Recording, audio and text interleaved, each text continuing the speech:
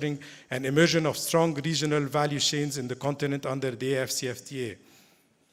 As you are all aware, the state of play is not very rosy, especially the intra-African trade. We are less than 18% trading with each other, as against Europeans who are almost about 68% trading with each other. So what we have done is we have launched a number of initiatives to cater for that. We have launched what we call the Africa Trade Gateway, which is basically an ecosystem, a digital ecosystem that accelerates intra-African trade through elimination of significant reduction of bottlenecks, trade and financial flows. This Africa Trade Gateway has a number of components. One, we have what we call the Africa Trade Exchange, or ATEX. This is a platform for buyers and sellers where they can put their products and services on this platform and they can trade with each other online. Then we have, of course, the Pan-African Payment Settlement System, which my colleague here, John Bosco Sebabi, will touch upon. But it's a way of easing of payments between intra-African trade in local currencies as well.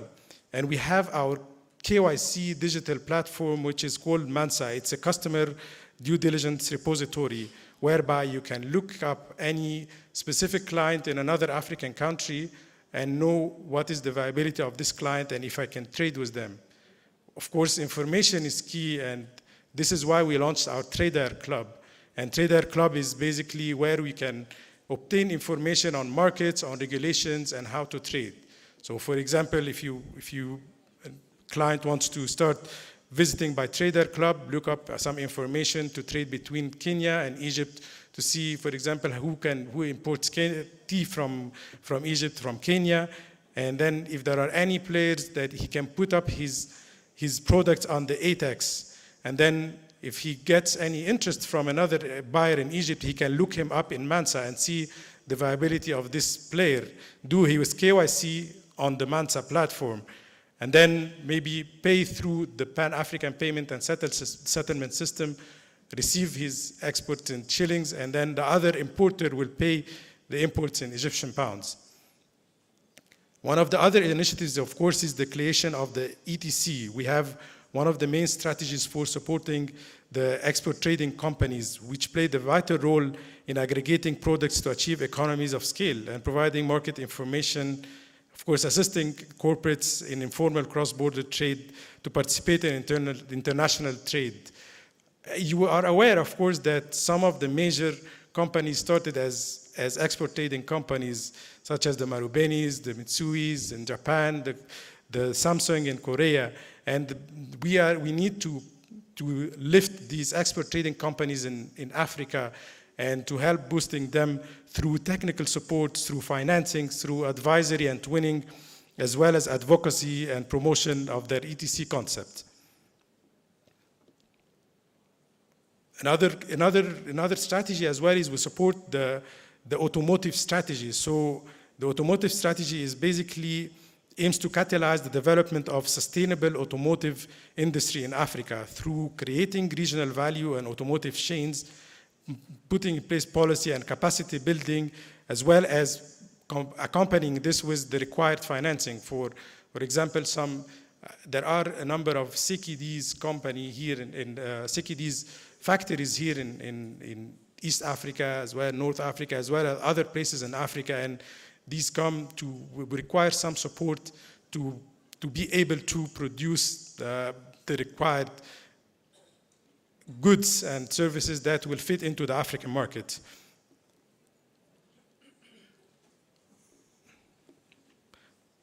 Another one is also focuses on the merchant marine services, and this one is designed to specifically provide financing solutions, and the beneficiaries are vessel and ship vessel owners.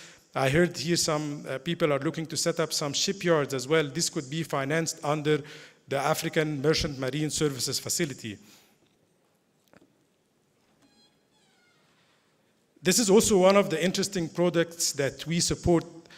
Of course, a number of projects here are at concept stage, and not many of them have bankable feasibility studies and can go to a bank and say, please lend me.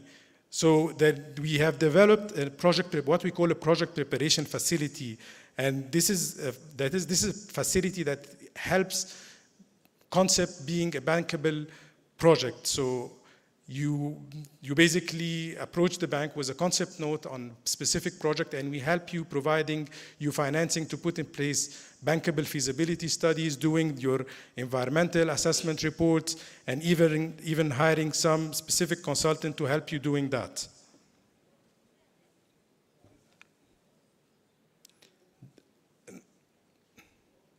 Another one is our engineering and procurement and construction contract promotion initiatives.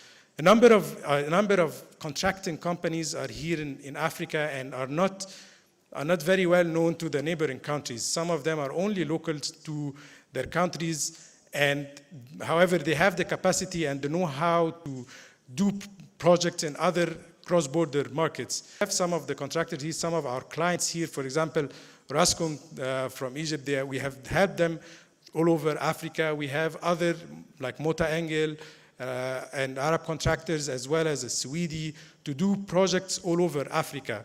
And this by providing them not only financing, but also doing what we call twinning, traveling with them to do some business promotion summits as well, and providing them with financing, a suite of guarantees, as well as helping them with policy and advocacy.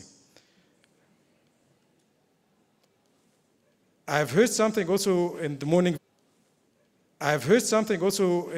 very interesting about the coffee and how some of the coffee taste buds are differing from a country to another, and why can we not export coffee from here and then it gets returned from Ghana, or was it from Ghana, as far as I remember. This is why we have actually set up what we call the Africa Quality Assurance Center. So the Africa Quality Assurance Center, we have a pilot project now in Nigeria, and we are looking at setting up another one in Kenya and Ethiopia, as well as in Egypt. We are working with the standards authority like ARSO all over Africa to improve the standards and compliance, so that you can give you like a stamp when you are exporting your product, even to the US, to the EU, and other markets.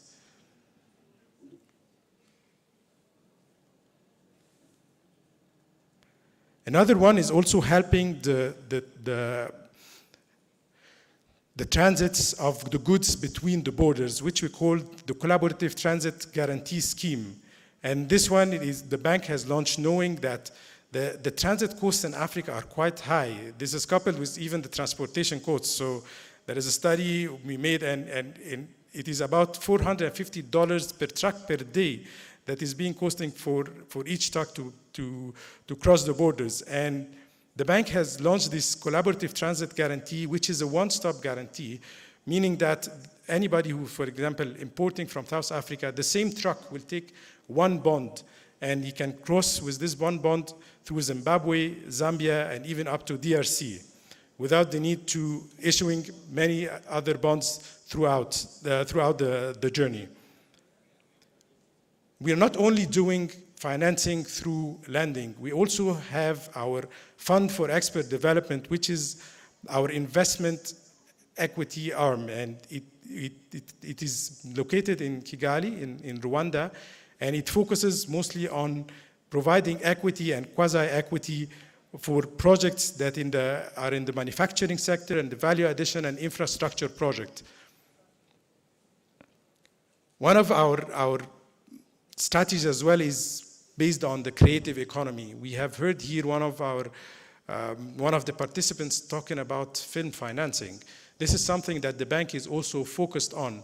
Not only film financing, we support also fashion designers, we support small artisanal facts. I've seen a number of beautiful kitenge clothes down there, and we need to showcase these products elsewhere, outside of Uganda, outside of East Africa. What have we done to do that as well? We have our biannual intra-African trade fair, which we had, the intra-African trade fair. I'm sure you have seen some of the videos about, which is going to be held in Cairo between 9 and 15 November. This intra-African trade fair is a platform where all buyers and sellers, country representatives are attending this 7-day event. There will be some trade exhibitions, There will be also a trade and investment forum, and then the creative active nexus for the creatives to attend. There will be some B2B and B2G